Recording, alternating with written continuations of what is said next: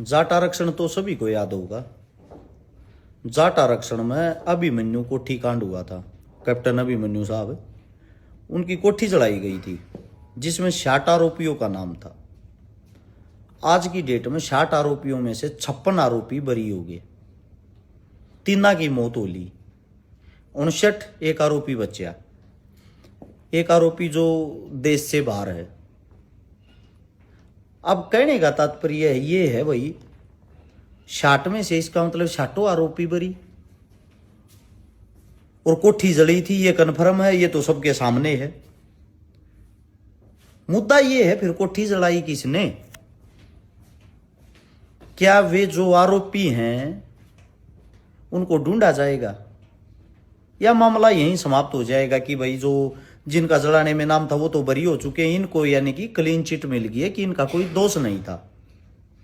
लेकिन किसी न किसी का तो दोष था, किसी न किसी ने तो कोठी जरूर जलाई होगी, अपने आप तो अग्नि लगी नहीं होगी। और उसको आप जाट आरक्षण भी नहीं बोल सकते, एक प्रायोजित जातीय दंगा था वो। उसी के अंदर एक जाटों को बदनाम करने के लिए मुरथुड़ के अंदर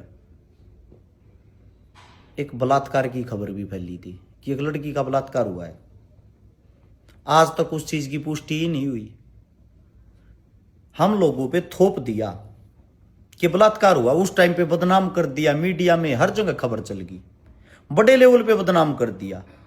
छोटी बात नहीं है इसमें एक जाति को ऐसे टैग देना कि ये तो बलात्कारी है। उस बलात्कार की आज तक 2016 से लेके 26 साल या 10 साल हो लिए कोई पुष्टि नहीं हुई। हद की बात नहीं है? किसका बलात्कार हुआ, कौन थी, पता ही नहीं लगा। कौन करने वाले थे, कौन हुआ किसका था, मतलब कोई किसी भी चीज के कोई तथ्य नहीं। दूसरा बड़ा सवाल यह है, जितने 60 आरोपी थे इन बेचारों ने लगातार 10 साल तारीखें भुगती, मुकदमे लड़े, इनके जेब से भी 2 रुपये लगे, कई इनकी मदद करने वाले साथे भी आए होंगे, कई वकीला ने मदद करी होगी। 10 साल के अंदर इनको यातनाएं दी गई, इन्हें जेल काटी, इनके रिमांड हुए, बुरे से बुरे रिमांड हुए। क्या उन बेचारों के लिए सरकार कोई ऐसा कदम उठाएगी कि भाई आप लोगों का नुकसान हो रहा है, यानी कि उस नुकसान की कैसे भरपाई होगी? सब गरीब परिवार के बेटे थे। क्या वह 60 आदमी इस वक्त किसी पे मानहानि का मुकदमा कर सकते हैं?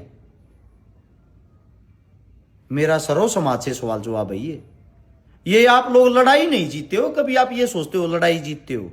अभी तो आप उस जंजाल से बाहर निकले हो जो आप पे झूठे ब्लेम थे, इल्जाम थे, उससे बरी हुए हो। लड़ाई तो अब यहां से शुरू होती है। आप लोगों ने जेल काटी है, आप लोगों ने इतनी मुश्किलें झेली है। दुनिया की नजर में आप लोगों को एक बहुत बड़ा क्रिमिनल बना दिया। क्या उस छवि को सुधारने के लिए मानहानि का केस बनता है? अब मेरा कहने का तात्पर्य यह है, इसके पीछे का सारा षड्यंत्र क्या है? कृपया करके सरकार से विनती है, गुजारिश, इसको क्लियर करे। क्लियर ऐसे हो सकता है ये 60 आदमी जिनके नाम थे, जिनके नाम से पर्चा था, वो तो बरी हो चुके हैं, उनका तो कोई दोष है ही नहीं। हमारी कौम के ऊपर ये थप्पा लगा था। हम अब ये चाहते हैं अपराधी कौन, उसको भी तो पकड़ा जाए। कोई ना कोई तो अपराधी जरूर है। मैं गलत कह रहा हूं या सही कह रहा हूं, नीचे आप कमेंट में अपने विचार भी रख सकते हो। अगर वीडियो अच्छी लगा है, सही लगा है, तो इसको शेयर जरूर करें, क्योंकि वो दुख, वो तकलीफ हमारे अंदर आज भी है। वो इस मारे है, एक कम्युनिटी को बदनाम करने के लिए उनके ऊपर इतने अपराध जो जड़ दिए, उन अपराधों से अब वो कम्युनिटी के आदमी बरी होने लग रहे हैं। उनके ऊपर तो इल्जाम तो हट गए, लेकिन इल्जाम हटने में 10 साल लग गए हैं। किसके बाहर जाकर हो वे बेचारे, जिनके घरिया का नाश हो लिया इस चीज में, जिनने अन्य जाति के साथी दुश्मन की तरह देखे थे कि तो घर जलाने वाले यार, आज वे बरी हो गए।